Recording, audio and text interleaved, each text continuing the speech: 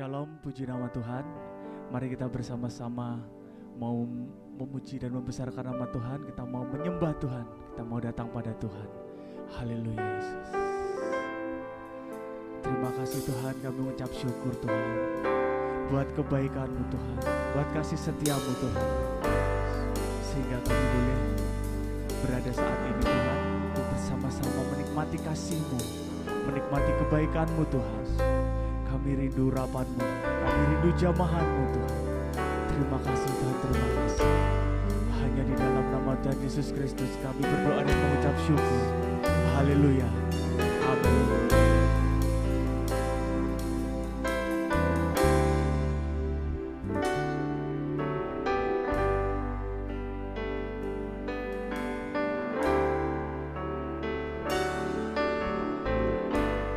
Saat ku menyembah-Mu,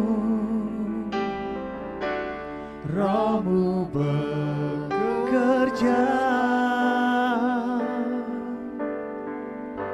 Saat ku memuji-Mu, Kau bertata di atas pujian.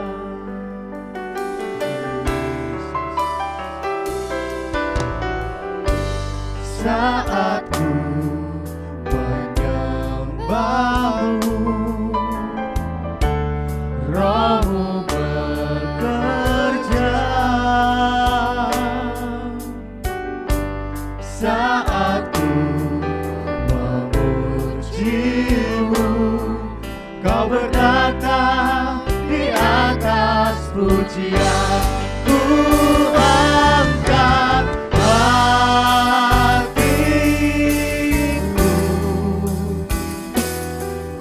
pandang kekudusan-Mu. Saat ku sembah, ku puji-Mu, ku rasakan kehadiran-Mu Tuhan. Terima kasih. Saat ku menyembah-Mu, Roh-Mu bekerja. Saat ku memuji-Mu, Kau bertata di atas pujian. Ku angkat hatiku, ku pandang kekudusan-Mu. Saat ku sembah, ku puji-Mu, ku rasakan kehadiran-Mu Tuhan.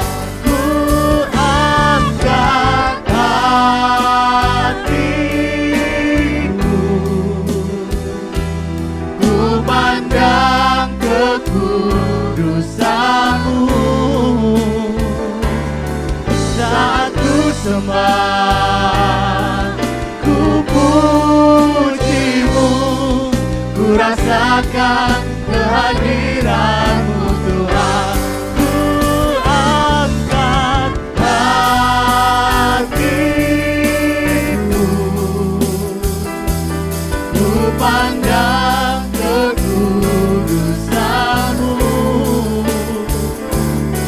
Saat ku sembah, ku puji-Mu, ku rasakan kehadiran-Mu Tuhan.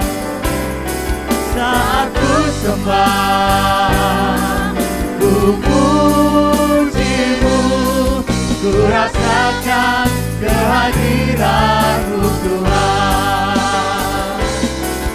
Saat ku sembah, ku puji-Mu, ku rasakan kehadiran-Mu Tuhan.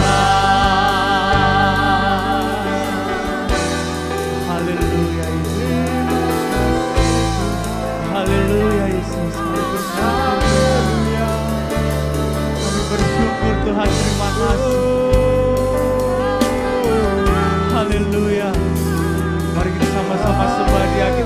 memuliakan Dia. Haleluya, terima kasih.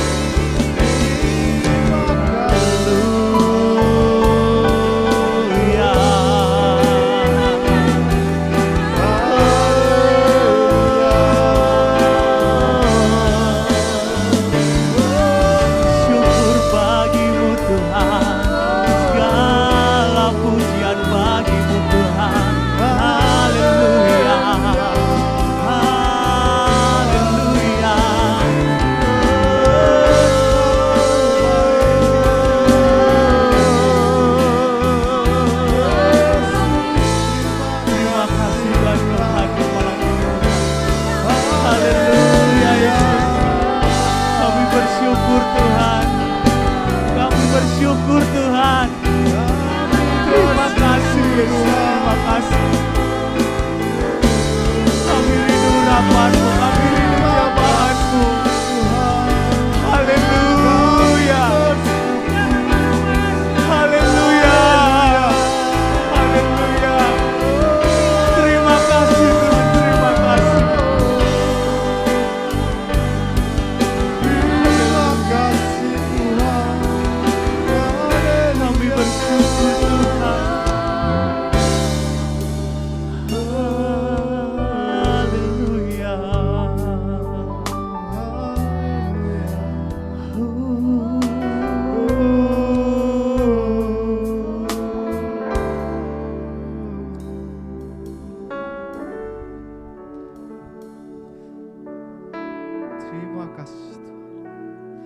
Begitu baik bagi kami Tuhan.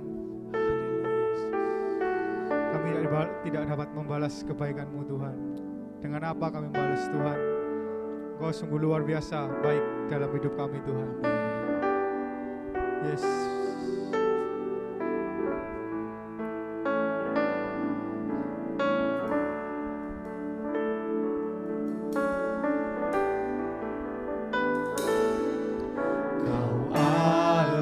Yang setia,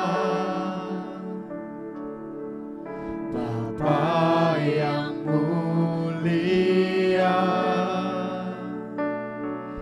kasih-Mu besar Tuhan, Kau pulihkan hidupku.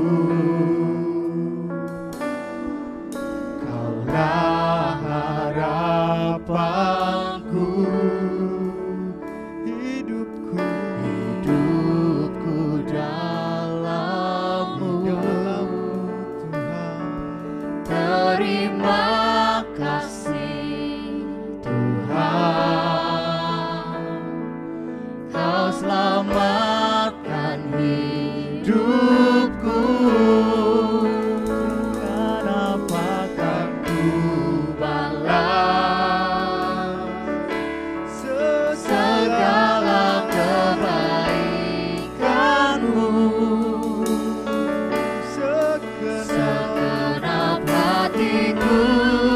Menyembah-Mu Yesus, ku bersyukur padamu selamanya.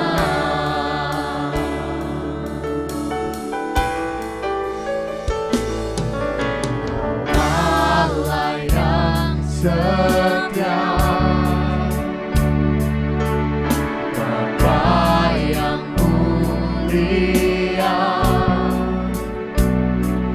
kasih-Mu besar Tuhan, Kau pulihkan hidupku. Kaulah harapanku, hidupku dalam-Mu. Terima kasih Tuhan, Kau selamatkan hidupku. Dengan apakah ku balas segala kebaikan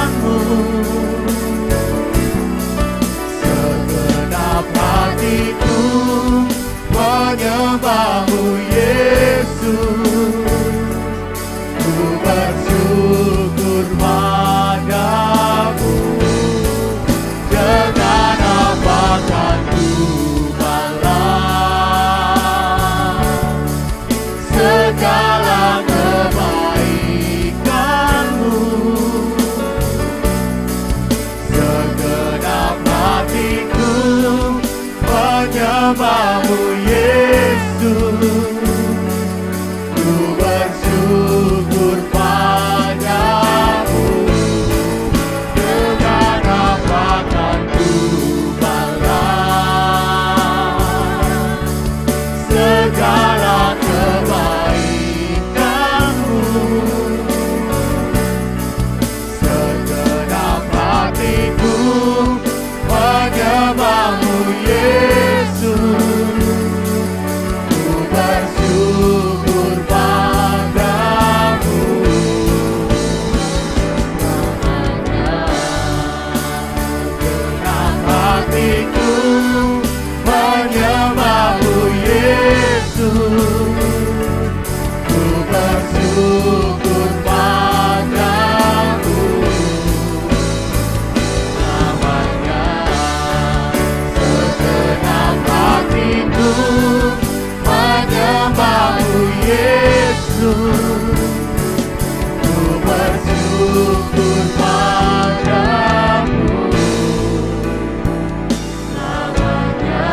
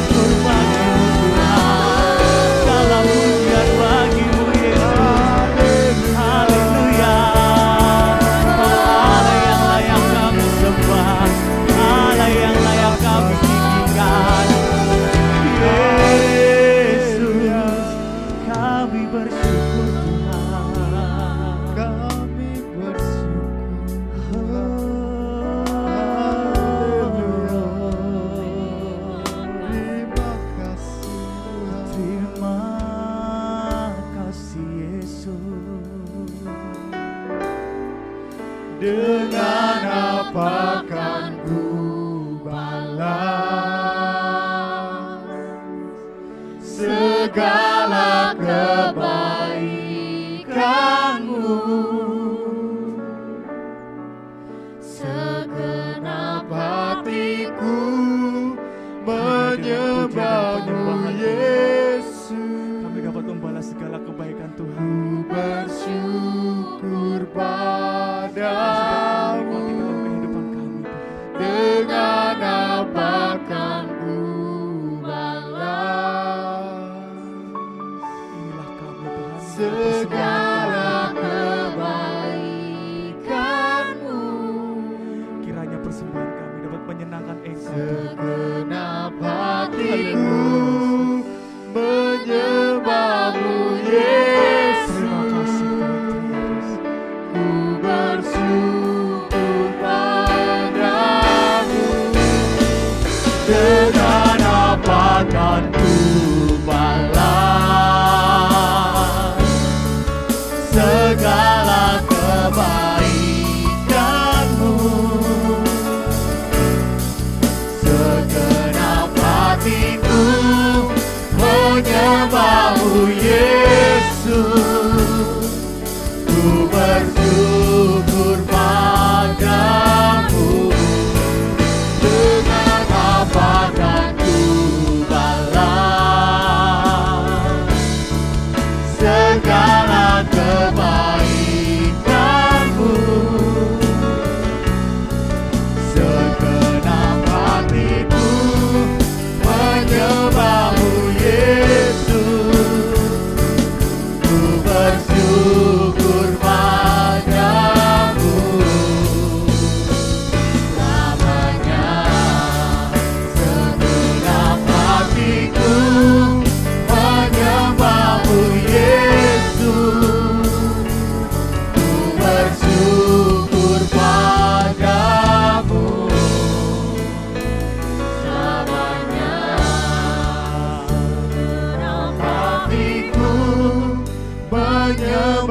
Yesus,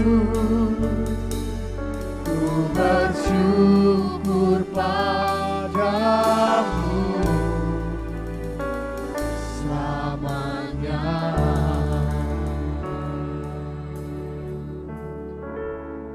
Terima kasih Tuhan, kami sebentar lagi akan mendapat benih-benih dari firman-Mu Tuhan. Berkati hamba-Mu ini yang sebentar lagi akan menyampaikan firman, untuk agar kami dapat lebih mengenal-Mu Tuhan. Segala kemuliaan, hormat, pujian, dan syukur kami kembalikan kepadamu Tuhan. Hanya di dalam nama Tuhan Yesus kami sudah berdoa. Haleluya. Amin. Shalom, saudaraku yang dikasihi Tuhan. Damai sejahtera dan sukacita menyertai kita sekalian. Pada saat ini saya akan menyampaikan firman Tuhan tentang waktu yang terakhir. Sesuai dengan ayat mas yang sebentar kita akan baca dalam 1 Yohanes pasal 2 ayat ke-18. Saya bacakan demikian firman Tuhan. Anak-anakku,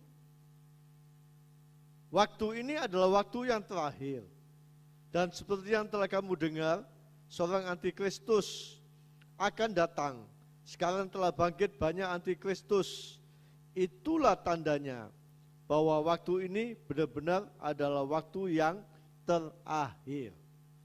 Dalam ayat ini 2 kali diulangi, dikatakan oleh Rasul Yohanes, waktu yang terakhir. Artinya kita harus memperhatikan. Ini penting. Setiap pembacaan firman Tuhan, satu ayat diulangi 2 kali, atau satu paragraf diulangi berkali-kali, itu perlu diperhatikan, atau itu hal yang penting. Ya, puji Tuhan. Nah, waktu yang terakhir itu artinya tidak banyak waktu, tidak banyak kesempatan lagi. Kita berada di ujung akhir zaman. Puji Tuhan. Dan di sini ada 2 tanda menunjukkan kita ada sekarang ini adalah waktu yang terakhir. Yang pertama di dalam ayat ini dikatakan, anak-anakku, waktu ini adalah waktu yang terakhir, dan seperti yang telah kamu dengar, seorang antikristus akan datang. Pertama, tanda waktu yang terakhir, yaitu seorang antikristus akan datang. Ya, seorang antikristus itu sama dengan kita manusia, ya. Cuma manusia ini manusia yang jenius, bisa menguasai dalam bidang ekonomi dan politik, dan dia nanti menjadi pemimpin dunia. Ya. Nah, sekarang kita lihat saja keadaan zaman sekarang kita yang ada sekarang ini, seluruh dunia mengalami masalah ekonomi. Banyak negara inflasi yang mengalami kesulitan ekonomi. Ya, nah ini kalau kita tahu negara Kanada dan Swedia itu sudah pemasangan microchip di tangan. Jadi tangan ini, masyarakat yang ada di Kanada dan di Swedia itu sudah dipasang microchip. Microchip ini dapat mengumpulkan semua data yang ada pada manusia. Ya, baik itu KTP, ya kartu keluarga, akte kelahiran, ya, ATM, lalu paspor, juga kredit card, itu semua ada di microchip itu. Jadi kalau dipasang itu, manusia tidak perlu lagi membawa tas atau dompet diisi beberapa macam ATM, kartu kredit, sehingga dompetnya penuh, dan dompet itu yang kita bawa bisa hilang, bisa diambil orang. Tapi kalau itu pakai microchip, maka itu didapat hilang, aman. Ya, kalau kita belanja pun tidak akan bawa uang, dia bawa ATM, melainkan kita tinggal nempelkan di alat sehingga data itu keluar. Ya, puji Tuhan. Nah, jadi kita tahu gunanya microchip itu. Suatu saat juga nanti di Indonesia akan ada itu microchip. Ya, itu pada saat sekarang ini terserah dengan kita. Tidak dipaksa. Mau pasang boleh, tidak pasang juga boleh. Ya, tidak pasang pun masih bisa jual beli. Yang punya uang. Tapi besok pada zaman Antikris, itu kalau tidak masang ya microchip di dahi dan di tangan, itu tidak boleh jual beli. Nah ini, ya bagaimana dengan kita sekalian? Kalau saya ditanya oleh jemaat, bagaimana nanti kalau di Indonesia ini, sama seperti yang ada di luar negeri, di Kanada dan Swedia, apakah pasang microchip atau tidak? Saya katakan pasang, itu menguntungkan kita sebagai manusia. Kalau tidak pasang kita rugi. Ya, kita pasang tidak apa-apa. Besok kalau pengangkatan itu tidak menghalangi kita untuk diangkat. Keselamatan itu tidak bisa dibatasi dengan microchip.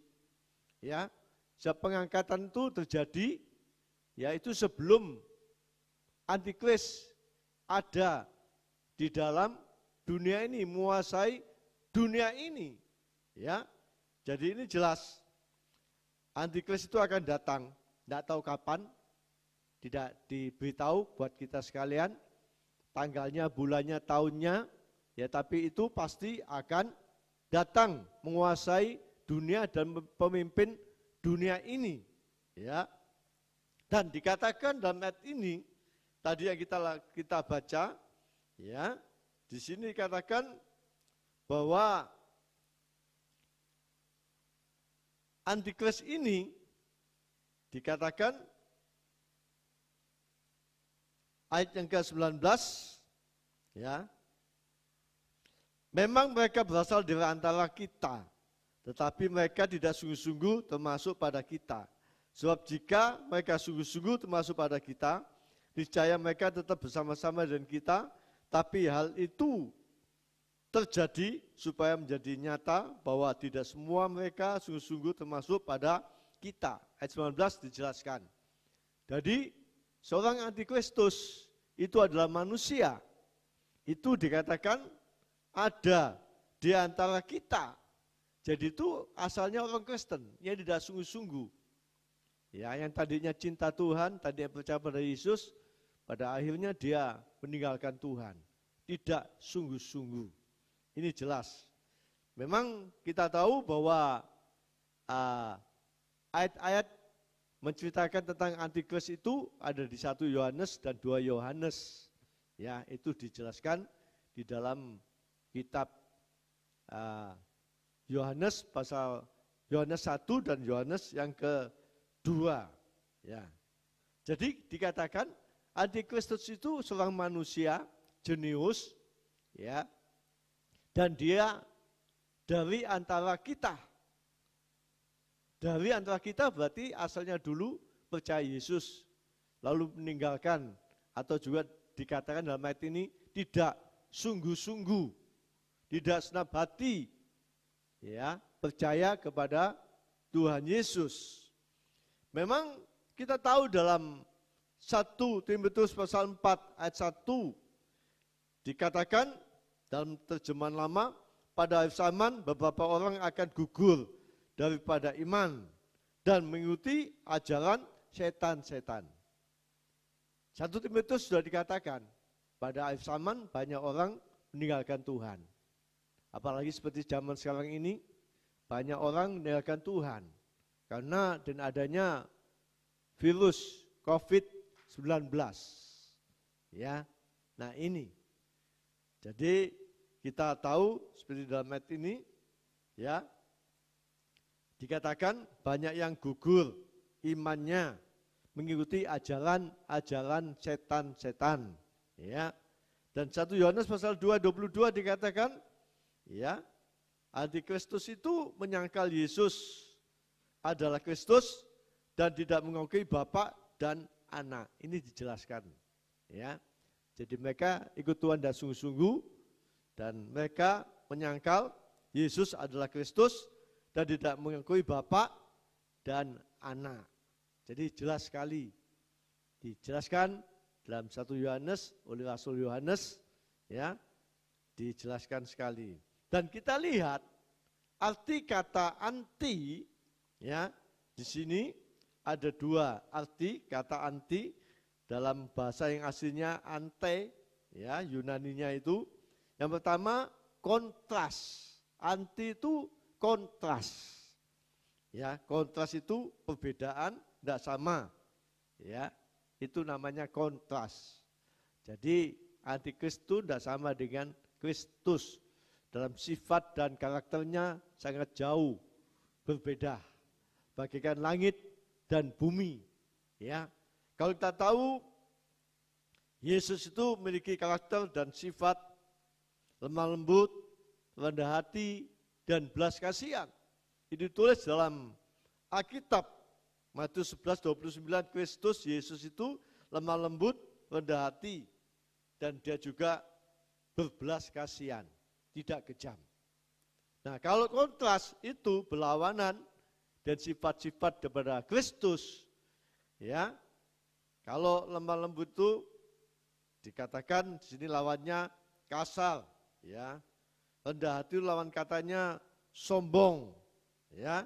Berbelas kasihan itu lawan katanya tidak peduli, ya, kepada sesama manusia, tega dia dengan sesama manusia. Nah ini, ya. Jadi anti itu artinya kontras di sini, ya, berbeda, tidak sama dengan sifat karakter daripada Kristus Yesus yang kita percayai, yang kita imani. Dan yang kedua, kita lihat sini, ya, ante itu dalam bahasa Yunaninya pengganti Kristus.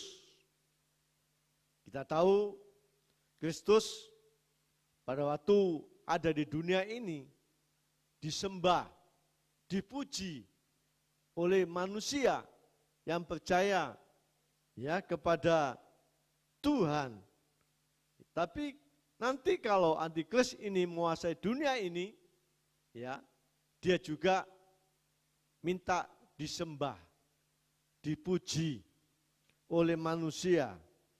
Ya, kalau tidak taat tunduk kepada antikristus, maka dia akan mengalami aniaya. Ya, nah ini, jadi pengganti daripada Kristus dan antikristus juga itu membuat banyak mujizat, ya, yang terjadi. Itu dikatakan di dalam Wahyu itu bahwa antikristus mengadakan banyak tanda-tanda mujizat, seperti Tuhan Yesus banyak mengadakan tanda mujizat, yang buta melihat, yang tuli mendengar, yang lumpuh berjalan, yang mati bangkit. Maka pada saat antikristus juga dia dapat membuat mujizat. Di situ di Wahyu ditulis itu, ya, mujizatnya itu dahsyat. Dia dapat menurunkan api dari langit, patung dapat hidup, dapat bicara, membuat manusia menjadi heran, ya, sehingga banyak manusia ikut tunduk pada antikristus ini. Nah, kita akan melihat di sini di Alkitab lengkap, Bapak Ibu, kapan antikristus itu datang. Tadi dikatakan akan datang. Seorang antikristus akan datang. Itu nubuatan Rasul Yohanes, ya, pada waktu itu dia masih hidup, dan sekarang kita di ujung akhir zaman, ya. Di sini dikatakan kapan antikristus datang. Di 2 Tesalonika pasal 2, kalau kita baca di sini 2 Tesalonika pasal 2 ayat yang ke-7 dan ayat ke-8, saya bacakan di sini. Karena secara rahasia kedurhakaan telah mulai bekerja, tetapi sekarang masih ada yang menahan. Kalau yang menahannya itu telah disingkirkan, pada waktu itulah si pendurhaka baru akan menyatakan dirinya. Tetapi Tuhan Yesus akan membunuhnya dengan nafas mulutnya dan akan memusnahkannya kalau ia datang kembali. Ya. Kapan Antikris ini datang? Dalam ayat ini dijelaskan. Ya. Ada dua macam tafsiran. Ya, dikatakan tadi Antikris datang kalau yang menahan itu telah disingkirkan. Ya, yang menahan itu diangkat, baru Antikris menguasai dunia ini. Ya. Ada dua macam tafsiran yang disebut yang menahan. Siapakah ini yang menahan? Ada satu tafsiran dikatakan Roh Kudus. Ya. Nah, ada yang satunya lagi dikatakan gereja Tuhan, orang percaya pada Tuhan. Nah, kalau Roh Kudus, pendapat saya bukan. Ya, karena Roh Kudus itu dibutuhkan oleh yang tertinggal nanti, itu membutuhkan Roh Kudus kekuatan. Sebab yang tertinggal nanti itu akan menghadapi banyak macam kesukaran, aniaya, ya, itu Roh Kudus memberikan kekuatan. Seperti dalam Matius 24 ayat 21, bahwa siksaan dasar itu belum pernah terjadi dan tidak akan terjadi. Jadi zaman Antikris itu sejak zaman dulu mulai awal belum pernah terjadi dan tidak akan terjadi lagi. Ya, dahsyat, besar penderitaan yang dihadapi oleh manusia yang tertinggal, yang ada dalam dunia ini pada zaman Antikris nanti. Ya, justru Roh Kudus ini tidak diangkat, tetap ada dalam dunia ini, memberikan kekuatan bagi manusia yang tertinggal dalam dunia ini. Sebab Wahyu pasal 7:14 dikatakan bahwa nanti banyak orang keluar dari kesusahan besar, sebab mereka telah mencuci jubah dengan darahnya. Jadi orang yang tertinggal itu orang yang tidak sungguh-sungguh dengan Tuhan. Sebab kita tahu kalau kita sungguh dengan Tuhan, Tuhan Yesus mati, menumpahkan darahnya untuk mengampuni dosa kita sekalian. Nah, kalau yang tidak percaya, yang tidak sungguh-sungguh tertinggal dalam dunia ini, dia akan membayar dengan darahnya, ditumpahkan lewat siksaan, aniaya pada masa itu. Ini jelas. Ya. Nah, saya lebih condong, ini yang kedua, bukan Roh Kudus yang diangkat, tapi gereja Tuhan. Kenapa saya mengatakan gereja Tuhan ini yang menahan datanya Antikristus ke dalam dunia ini? Sebab dalam Matius pasal 5:14 dikatakan, Tuhan Yesus mengatakan, kamu adalah terang dunia. Nah, terang dunia itu bertentangan, berlawanan dengan gelap. Jika ada terang, kegelapan tidak ada. Ya. Nah, itu. Dan kita tahu seperti Efesus pasal 6 ayat 12 bahwa roh jahat itu markasnya ada di udara. Ya. Markasnya itu ada di udara. Itu roh-roh jahat. Ya. Nah, kalau orang percaya diangkat, dikatakan di situ di atas awan-awan di udara, otomatis di udara itu ada terang. Gereja Tuhan tadi saya katakan dalam Matius pasal 5:14 adalah terang dunia. Jikalau terang itu ada di atas awan-awan, di markasnya kuasa-kuasa gelapan, maka dia tidak dapat tahan, dia akan turun ke bawah. Sebab di bawah tidak ada lagi terang. Dia senang dengan kegelapan.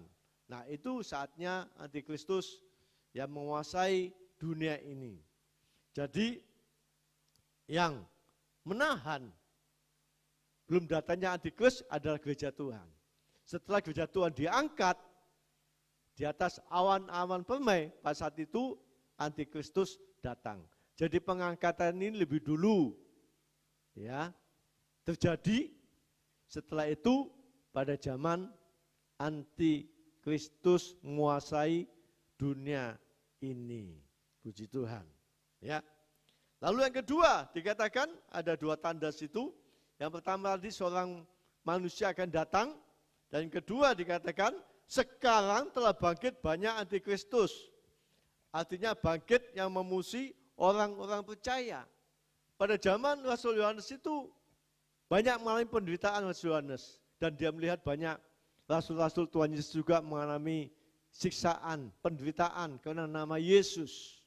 Ya, sampai pada zaman kita juga banyak orang percaya pada Tuhan itu ya mengalami siksaan, mengalami aniaya. Ya, di sini kesaksian-kesaksian di dalam YouTube saya banyak lihat di situ ya. Kalau dia percaya pada Yesus, dia banyak mengalami masa aniaya dan kesukaran. Itu dalam ayat terakhir saya bacakan sini, Yohanes pasal 15. Yohanes pasal 15. Ayat 18 dan ayat yang ke-19. Dikatakan demikian, jikalau dunia membenci kamu, ingatlah bahwa ia telah lebih dahulu membenci aku daripada kamu. Sekiranya kamu dari dunia, tentulah dunia mengasihi kamu sebagai miliknya. Tapi karena kamu bukan dari dunia, melainkan aku telah memilih kamu dari dunia, sebab itulah dunia membenci kamu. Jadi kalau kita percaya pada Yesus, dibenci oleh orang yang tidak kenal Tuhan, sesama kita manusia, dunia membenci kita, maka berbahagialah kita. Ini menunjukkan bahwa kita adalah milik Tuhan. Ya, tinggal nanti bersama dengan Tuhan. Dan juga nanti kita akan diangkat sama Tuhan di atas awan-awan yang permai. Tuhan Yesus memberkati kita sekalian. Kita akan tundukkan kepala kita akan berdoa. Terima kasih Tuhan buat firman-Mu yang sudah kami dengarkan sama-sama. Kami tahu Tuhan, bahwa sekarang kami hidup di akhir zaman ini. Waktu kedatangan-Mu tidak akan lama lagi. Kami dapat mempersiapkan diri kami, agar kami lebih dekat dengan Tuhan, lebih sungguh-sungguh, lebih setia, sehingga kami semua dapat terangkat di atas awan-awan permai bersama dengan Tuhan.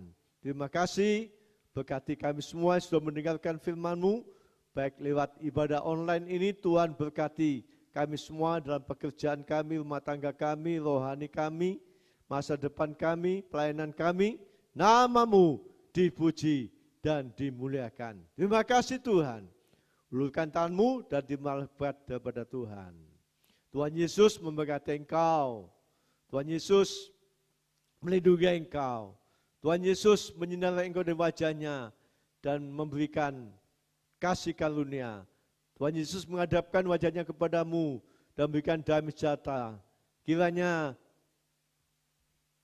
berkat-berkat ini menjadi bagianmu dan turun ke atasmu. Kiranya turun ke atas anak cucumu, engkau diberkati saat engkau masuk dan keluar rumahmu. Sekarang ini dan sampai selama-lamanya. Berkat dalam nama Bapa, Anak, dan Roh Kudus. Berkat dalam nama Tuhan Yesus Kristus yang percaya katakan, amin. Tuhan Yesus berkati kita sekalian.